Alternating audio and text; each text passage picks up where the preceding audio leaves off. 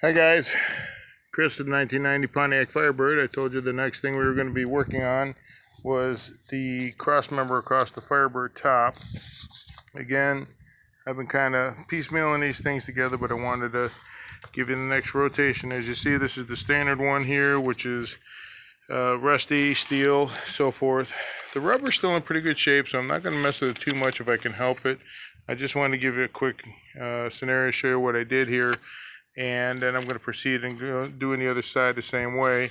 Basically, it looks just like the rail did for the T-top, where you have a channel up underneath there here. You can see my finger here. Channel here, and then it slide back up underneath here, the same way as it did the other one. So in sliding and doing so, I'm going to go ahead and do the same thing as I did before, only on the other side. I'm going to go ahead and show you that I'm going to show you the demonstration here without trying to damage the rubber too much. I'll be able to pop it up.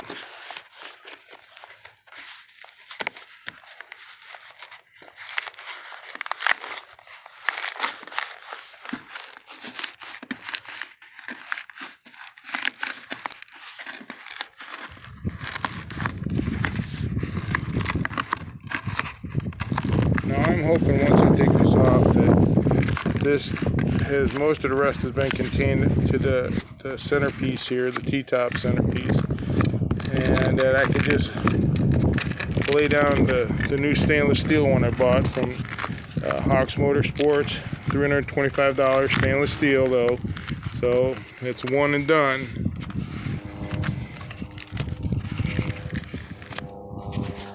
And once you have that up there, see, I'm just separating it down.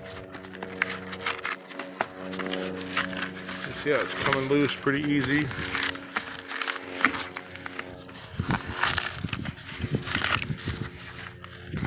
Now, the only thing is, once I get over here on the edges, this is where I'm going to have to take down a little bit of it and actually,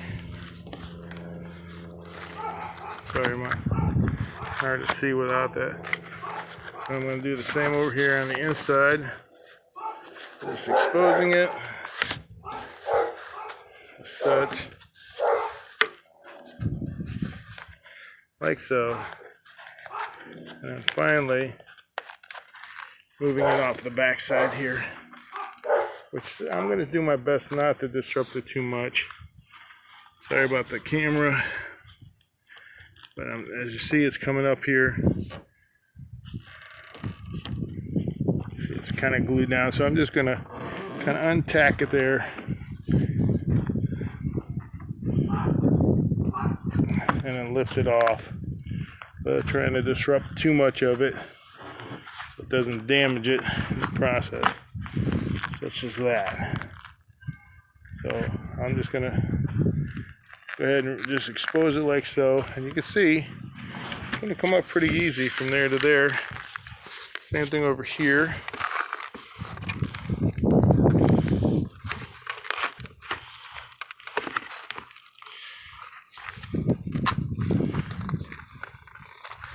See, it just goes right up underneath that track, and then I'm just going to lay it back down with some silicone like I did before.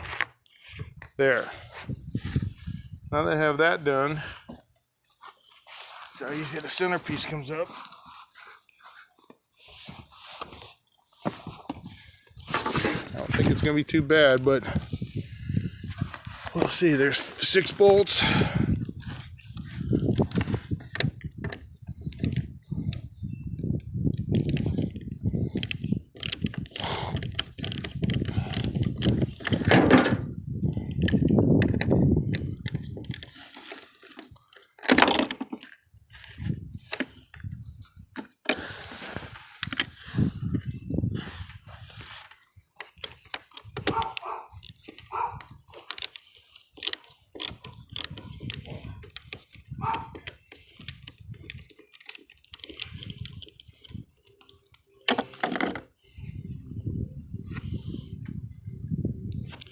Let's see. Only 2 on the inside there and there. Okay, then here we have 3 more. So I'm sorry, 5 per side.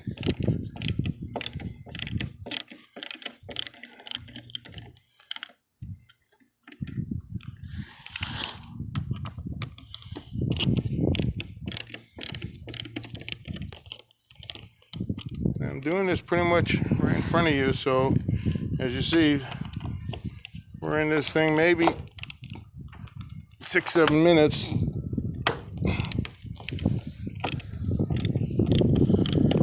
So not too bad a job so far. Anything on this side?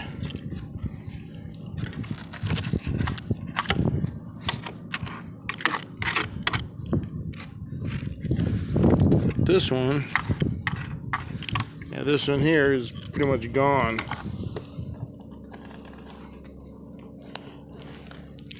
I don't know, I'm going to be able to get that one out right now.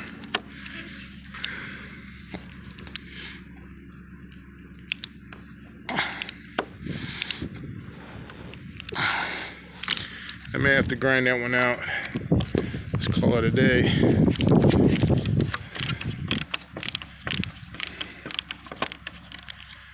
Ain't much left of that screw, no way, so.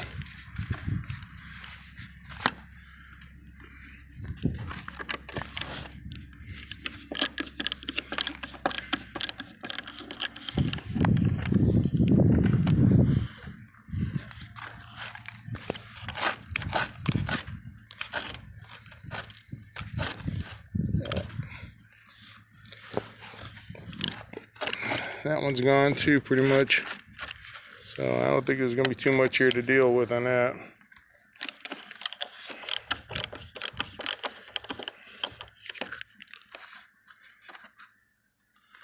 See how lucky we get.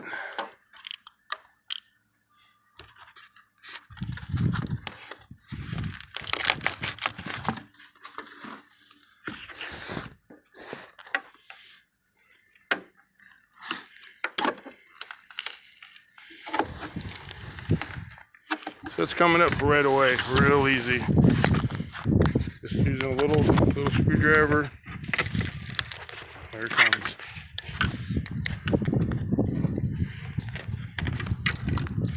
Again, I'm trying not to damage the rubber.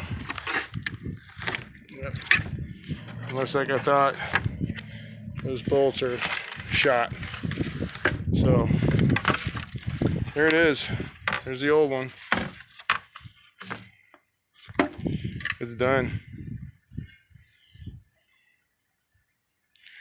Throw that over there for now. See what I got here underneath it to deal with. Not too bad, not too shabby. I'll replace this couple of bolts, clean it up, and then I'm going to show you the new one. Same thing over here. It looks like here's the bolt here. I'm going to just grab a pair of vice grips and drag it out of there. Doesn't look like we did too bad with rusting through, which is good. I mean, the frame is still intact, so we have minimal exposure to the frame. That's great. See that there?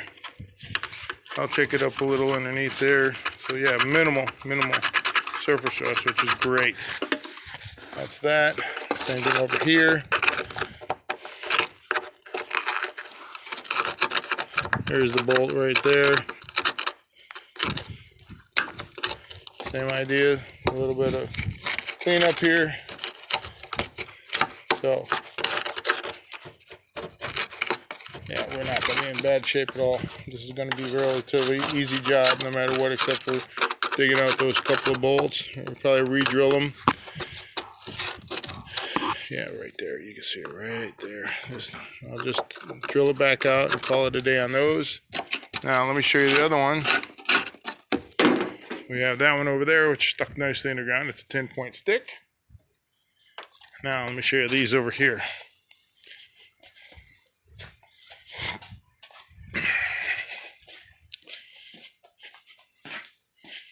Okay, from Hawk Motorsports.